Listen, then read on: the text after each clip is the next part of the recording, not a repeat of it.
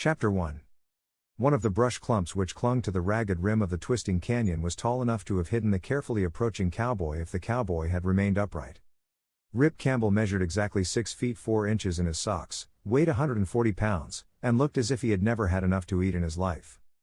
But despite his bony appearance and loose-jointed gait, the unusually tall puncher was moving with a speed and ease which carried him to the brush along the canyon rim in an incredibly short time. Rip stooped as he reached the first tough bushes, removed his big, floppy black Stetson, and laid the hat carefully aside. He glanced back to where the big, sweat-marked bay bronco he had just quit stood eyeing him wonderingly. Rip's yellow thatched head twisted back around, and for a moment his angular, bony-cheeked, blunt-jawed face settled into a scowl. His lips, usually wide and grinning, were a thin, puckered line, and his blue eyes were troubled as he sat listening to the rolling thunder of swiftly fired guns. Those guns were slamming somewhere down in the canyon just beyond this brush, and Rip felt a keen desire to snake on out along the rim until he could have a look-see. At the same moment, he argued with himself that whatever was happening down in that canyon was none of his business, most likely. Yet there was a very remote, possibility that whatever was happening down in that canyon did concern him. Rip wore a single gun strapped low on his left thigh. His big, long-fingered left hand dropped, instinctively testing the gun to see that it was not jammed too far into the holster. His lean body pressed close to the rocky soil, he began inching through the bushes, careful to make as little sound as possible. When the rim yawned blue and deep just before him, he flattened down still more, swerving left to where a big boulder reared up from the very brink, as if poised there a moment before leaping off into the canyon's misty depth. But that old boulder had been there many a long century, and would probably remain a good many more, despite the fact that it was balanced in such a manner that a strong man could have made it move by shoving against it. Rip pressed close to the base of the balanced rock, noting how it stood upon a natural pivot. Then his eyes were raking out and down, studying the broad, boulder-strewn floor of the dry canyon. He was less than 100 feet directly above the canyon floor, yet a good 20 feet of the drop was sheer, weather-beaten rock wall which reached up to the rim. Beyond the straight drop, a very steep slope dropped on down to the floor of the canyon. Rip's eyes had little trouble locating one of the hombres who was burning so much powder. The fellow was directly below him, crouched behind a brush-shrouded boulder at the base of the steep slant.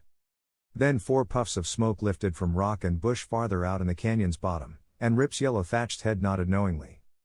"This feller just under me here has got good cover, and is managing to stand off 4 others, he mused softly. But that still don't tell me much." Rip craned his neck, shivering a little at the dismal breeze of a bullet which had glanced from a boulder beside the crouching man at the bottom of the steep slope. Rip saw that hombre plainer as the man shifted, saw that he was a short, grizzled fellow, dressed in cow country boots, dark woolen trousers, and gray flannel shirt. Behind the grizzled man, lying on the ground, was an expensive-looking gray Stetson, crown showing 2 black holes where a bullet had ripped completely through. "That feller is a rancher, from his looks," Rip muttered. "Prosperous, too, I'd bet. And a rancher like that getting dry gulched. Dangnation." Rip's last word was one of sympathy. The grizzled ranchman below him had stood up cautiously, Winchester resting across the top of a rock. But as the grizzled hombre's head lowered for sighting, the man lurched, swayed backward, and fell heavily, right hand clutching at left elbow. Rip saw crimson stain the man's clutching angers, and watched the blocky, grim-lipped face turn slowly white as the rancher lay there, glancing wildly about. "Hey, boss, I think I winged the coyote that time." A coarse, heavy-toned voice came from out in the canyon. "Don't be fool enough to show yourself," another voice roared in answer. "That old Simpson buzzard is as sharp as they come. Maybe he's playing a trick, so keep your head down, California." "Yeah, Simpson might be playing a trick," a third voice chimed in. "But I don't think so. I figure Cal tagged the skunk. Simpson ain't shooting no more." Simpson, the wounded rancher, evidently heard those words, and realized that he had to put doubt into the minds of his enemies. He reared up, staggered back to the rock, and leaned weakly against it, left arm dangling limply. Simpson's right hand pawed a 6-gun from holster, however, and Rip Campbell held his breath as he watched the rancher's sight carefully. Out in the center of the valley, a huge, moon-faced jasper had lifted himself slowly, and was standing half-crouched, Winchester clutched in big, thick hands, bulging eyes rolling uneasily. Simpson's 6-gun spat, and the fat sheriff dived back into the brush from which he had arisen, his voice coming in shrill, angry howls. But in that brief instant while the big man showed himself, This whole thing took on a different meaning so far as Rip Campbell was concerned. Pinned to the moon-faced hombre's vest had been a star-shaped badge. Rip had unconsciously been rooting for that grizzled Simpson hombre, even figuring on helping him if things got too hot. Now, however, Rip had other ideas. He snaked his own six-gun out, cocked it carefully, and measured the distance down to Simpson's position through blue eyes that were squeezed tight and eagle-keen. "That Simpson feller has been up to something crooked, looks like, or he wouldn't be tangling with the law," Rip muttered. "With the job I've got to do in this country, I'll sure need the law on my side," Rip sighted swiftly as he spoke, and the crash of the big .45 drowned out his words. Behind his barricade of rocks, Simpson lurched wildly, flinging around in panic. A bullet had struck the rock only a foot from his body, spraying him with bits of lead and grit. Simpson's white face was tense and drawn, and his eyes were searching frantically along the base of the bluff. "Drop that gun, Simpson," Rip called grimly. "I've got you dead center in my sights, and can kill you with my next shot. Drop that smoker." Simpson swayed, cursed wearily, and tossed the six-gun aside, good right hand lifting. From out in the valley came excited yells, yet no man showed himself until Rip called out to them. "All right, badge toter, I've got your man plumb tamed down for you," the bony cowpoke yelled. "You and your posse come on up and snag him. He's through fighting now." Who are you, feller?" Simpson called grimly. "You ain't one of them murdering leaning L gunnies, or I'd know your voice." Rip glanced beyond the wounded Simpson to where 4 men had quit cover and were advancing warily, guns ready for instant use. "You wouldn't know me, son, since I'm a plumb stranger around here," Rip called, wanting to keep Simpson's attention. "I just rode over into this Arizona territory from New Mexico way. The name is Campbell, in case." "Rip Campbell," Simpson cried in low, tense tones. "My gosh, son, tum that badge toter and them leaning L coyotes back. Rip, you come hunting your missing partner, Roy Stover, didn't you?" Rip Campbell almost slithered into full view before he could catch himself. "How'd you know about Roy Stover being my partner and that he was missing?" "Not so loud," Simpson croaked. "Unless you and me can do something, Roy Stover will hang tonight just as sure." Simpson's voice ended with the dull, slapping sound of a bullet striking into yielding flesh. The grizzled rancher shuddered and toppled slowly forward. From out in the valley came an exultant whoop. "I got him, boss!" a short, thick-bodied Jasper yelled gloatingly. "Simpson was trying to sneak off up that slope yonder, blast him. But I stopped him that time." Chapter 2. Simpson had not been trying to sneak away. On top of that, his back had been turned to that squat hombre who had downed him. Those two facts hammered through Rip Campbell's brain in the fleeting moment it took him to twitch his big Colt up and sidewise. The big gun spat flaming thunder. The squat Jasper who had shot Simpson squealed like a stuck pig, fell kicking in a clump of prickly pear which grew among brown rocks. The fellow's voice lifted in a mighty wail, and he reared up, clawing at sides and back where spines had buried deeply into his flesh. Rip's big left hand swayed slowly, and from that jutting black gun came a continuous stream of flame and smoke. The huge, bug-eyed sheriff tangled over his own feet and fell heavily behind a wedge-shaped boulder. A lanky, stony-faced hombre and a big, powerfully built man wheeled and dodged into the protection of a brush clump. Then guns were spitting angry replies to Rip's shots, and the gaunt cowboy crouched low as his deft fingers reloaded the cylinder of his hot gun. The instant that gun was reloaded he sent a slug digging into the boulder behind which the fat officer had hidden. "Come out of there, big feller," Rip yelled. "You're tampering with the law, feller," the fat hombre's voice roared in answer. "This here is Sheriff Tom Dalton orating. You're under arrest for a wee." Sheriff Dalton's voice ended in a shrill wail.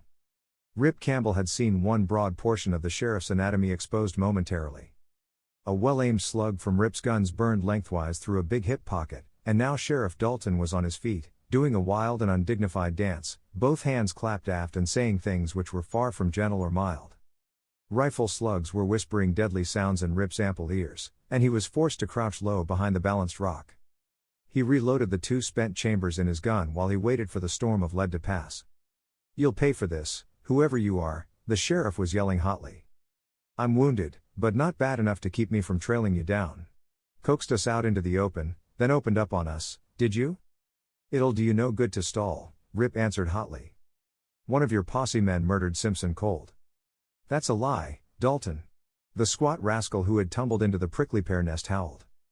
Whoever that Jasper is, he's lying when he says I shot Simpson down cold. Simpson was making a sneak, so I stopped him.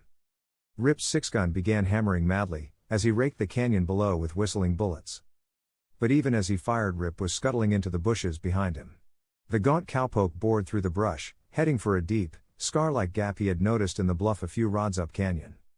He came to the lip of the scar, nodding quick approval when he saw that it was, as he had hoped, a broad crack, which would let him down over the bluff to the steep, brushy slope beyond. Sheriff Dalton and those other three were hammering away at the balanced rock with Winchesters, no doubt thinking Rip had simply ducked down to reload once more. The big, gawky cowboy hastily reloaded his six-gun, then slid into that narrow, boulder-strewn slide and began working his way swiftly down. Luck favored him, for the twisting and windings of the narrow slot hid him perfectly from the four gunmen below. And brush grew thickly at the base of the cliff, which made it simple enough for Rip to get out on the steep slope without being discovered. The brush thinned out after a few rods, however, and Rip saw that he would be forced to cross openings from time to time as he worked on down toward the boulder where Simpson lay. Showing himself meant drawing the lead of those four riflemen, Rip knew. But he had ridden almost 300 miles to find out why his stumpy, red-headed partner had apparently vanished into thin air here in this Arizona Badlands country. And Simpson had proved definitely that he knew something of Roy Stover. Rip was willing to take almost any risk in order to reach Simpson, in the hope that the man was not too far gone to talk. I've got to reach Simpson and see if he's able to tell me what he meant about Roy hanging tonight unless something was done, Rip panted as he crouched at the upper edge of the first dangerous opening. The rifles out in the canyon were silent now. Rip tensed his gaunt, stringy-muscled body, gripped his reloaded gun, and shot from the brush like a frightened buck, long legs hurtling him over the ground at an amazing speed. He was halfway across the little clearing before bullets came whining hotly about him. The smash of guns rolled up from the valley floor, and Rip heard the hoarse yelling of the four riflemen. Then Rip was in brush once more, bending low as branches ripped and tore at him. "Reload, men, and watch sharp," Sheriff Tom Dalton bellowed. "We've got that feller now, since he was fool enough to come down here. Any of you ever see that string bean cowboy before?" "He's a stranger to us, Dalton," one of the other riflemen answered. "But he'll hole up in the brush clump a while, that's sure. He's got two. Hey, look out. Here he comes." Rip Campbell was not holding up any place just then. The gaunt cowboy smashed from the lower edge of the thicket, six-gun spitting flame and smoke as he sighted a man rearing up from behind a brush clump out in the valley. The hombre who had reared up dropped hastily back. Rip's slug had come mighty close to the fellow's head. Then Rip was entering another brush patch, only to bore through it like a cyclone and come out into still another opening. The big cowboy's wild charging, and the fact that he was not acting as the four riflemen had naturally expected him to act, was saving his life. The sheriff and his three companions were so rattled that their lead was flying wild, and Rip Campbell took full advantage of that fact by racing on and on. Once a bullet came close enough to leave a dull welt across his bony neck. But now Rip saw the sheltering brush and boulders where the grizzled Simpson had fallen and forced his aching legs to hurl him the last few yards. The gaunt cowboy sent three quick shots smashing toward the four riflemen, who were in plain view. Then he dropped into the lee of the brush-shrouded boulder, panting hoarsely, eyes goggling slowly out as he stared about. Simpson's rifle and bullet-punctured Stetson were lying there on the ground. But the blocky, grizzled Simpson was nowhere to be seen. "Careful, men." Sheriff Dalton's voice boomed through the canyon. "That animated matchstick is hunkered behind them rocks and bushes with Simpson now. Cal, you and me will stay here and keep that feller bottled up.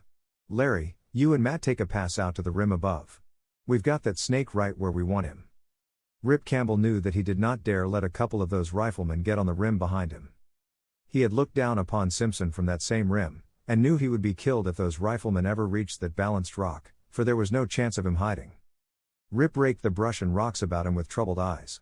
Simpson was alive, no question of that, for otherwise he would have been lying there where he had fallen. Rip saw crimson stains on the brown stones, and could trace the stains to the edge of a thicket, into which Simpson had undoubtedly crawled. "Simpson!" the lean cowpoke called, as soon as he could catch his breath. Receiving no answer, Rip moved toward the brush patch, careful to keep his tall body doubled over lest his head show above rocks and brush. He was peering into the thick brush when a voice came lashing down from somewhere up the slope, causing him to crouch flat. "All right, Ranger, watch them snakes close now," that voice called. "The boys and me will get them hemmed in soon as we can get down there. Keep an eye on Larry Stover and that overfed sheriff. We want them too, especially. Ranger? Came a frightened voice from out in the valley, and Rip heard brush pop noisily. The tall cowboy had recognized that voice which had come from up the slope. Sure, Simpson, I'll keep an eye on them 4 Jaspers, he called loudly. But hurry, man. If they get to their horses they might get clean away. Rip leapt to the boulder which had shielded Simpson earlier. Peering over, he saw the big, burly hombre, the lanky fellow, and the squat Jasper who had fallen into the prickly pear racing wildly toward the far side of the valley. The big sheriff stood in waist-deep brush, broad face a picture of puzzled uneasiness. Rip's Colt snapped forward, and from its yawning muzzle poured stabbing gashes of powder flame. The 3 men who were speeding across the canyon leapt and twisted crazily, yelling in genuine alarm as slugs popped and sang about them. Rip's gun ran empty just as the trio dived into a deep ditch which meandered along the valley floor. The gaunt cowboy hastily reloaded his hot gun, grinning faintly when he saw the 3 hombres reappear, mounted on horses that were being slapped and spurred unmercifully. Those 3 were leaving there and leaving in a rush, which pleased Rip Campbell a lot. "Ale right, Mr. Crooked Sheriff," Rip snarled. "Elevate them grub hooks and drag your carcass up here." "I ain't no crook," the huge sheriff yammered, big hands lifting jerkily. I didn't know you was a ranger, or I'd not have shot at you. Me and the leaning L men was only trying to murder a man," Rip cut in sharply. "Come on. Get over here before I plumb run out of patience." The big sheriff waddled from the brush, limping noticeably each time his left leg bore his weight. From behind Rip came the slight sound of someone walking quietly, and the tall cowboy glanced around to see Simpson coming toward him. Simpson's left arm rode in a crude neckerchief sling, and the right side of his face and head were smeared with crimson. He looked white and sick, but he grinned reassuringly. "Thanks for backing my bluff, son," he called quietly. "I reckon the war is over now, with that fat-headed sheriff scared green and them leaning El Coyotes gone." "Thanks for thinking of that bluff, Simpson," Rip laughed. "I was sure in a pickle until you run that Ranger Sandy." Rip faced about, and was just in time to see the sheriff halting beyond the rock. Dalton's bulging eyes were troubled, and his face was very pale. "Come on around behind this rock, you big hunk of lard," Rip growled. "Fine business, ain't it, when a sheriff tries to help murder an honest citizen?" But I wasn't trying to murder nobody," Dalton croaked. He came stumbling around the boulder, bulging brown eyes more uneasy than ever when Simpson met him. Simpson yanked twin .45s from holsters that rode the sheriff's huge thighs, and tossed the guns far out into the brush. "Now sidle over to that rock yonder and set down," Rip snapped at the officer. "And you can lower your hands if you want." "I don't feel like setting down," Dalton growled. "That bullet of yours blistered this here left hip of mine something fierce. But I'll overlook that, seeing as how there's been a misunderstanding on both sides." "Come on, Rip," Simpson called grimly. "We better hightail it while we're able. If Larry Stover and them 2 gunslinging punchers of his get out on the rim above us, I'll get something worse than a nicked elbow and a bullet-cut scalp. Fact is, them 3 will murder us both if they get the chance." "Don't listen to that old crook Jim Simpson, Ranger," the fat sheriff growled hoarsely. "Mr. Stover and his punchers ain't murderers. They tipped me off that Simpson was sneaking a big herd of stolen cattle out of the country. Help me arrest Simpson, and we'll clear up the rustling trouble this country is suffering."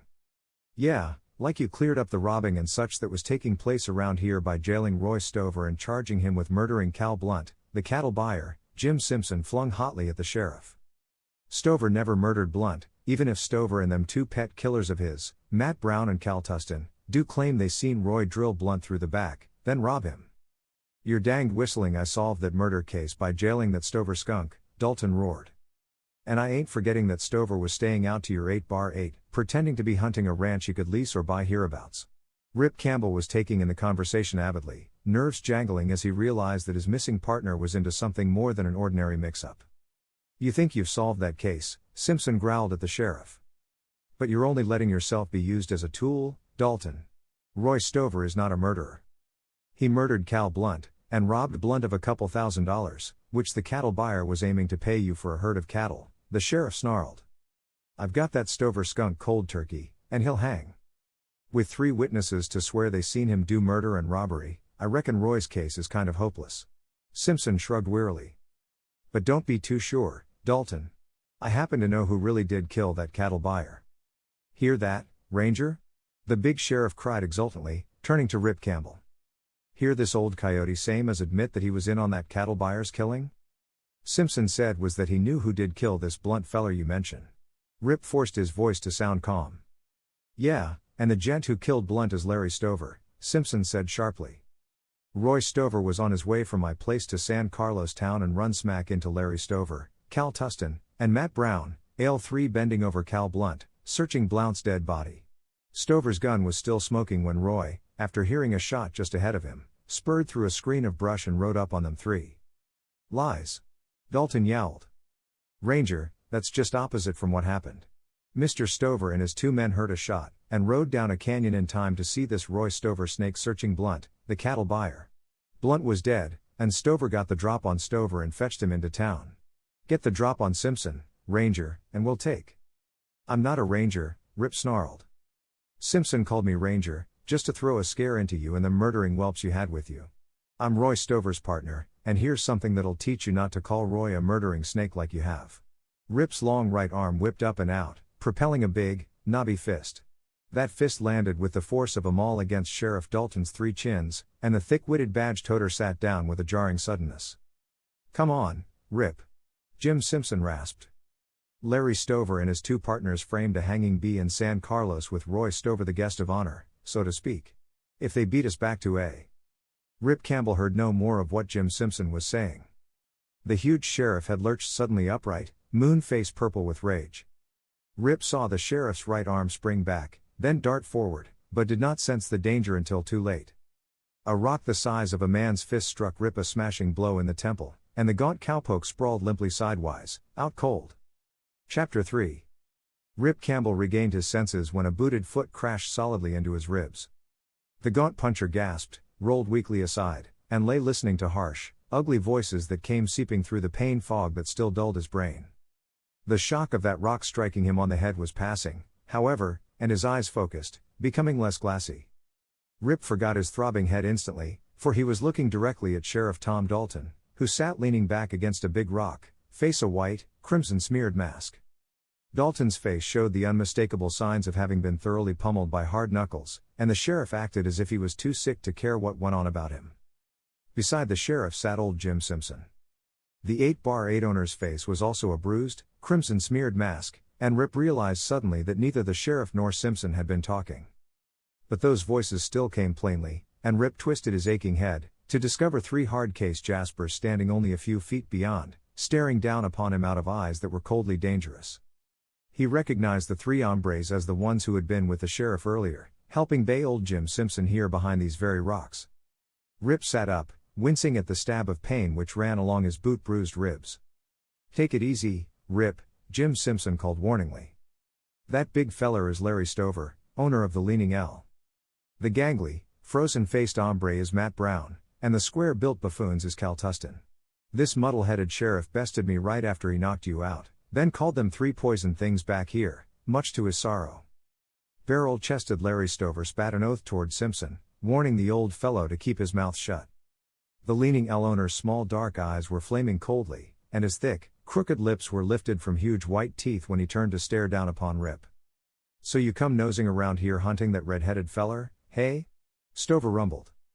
I come looking for my partner, Roy Stover. Rip nodded. His eyes shifted to lank, stony-faced Matt Brown.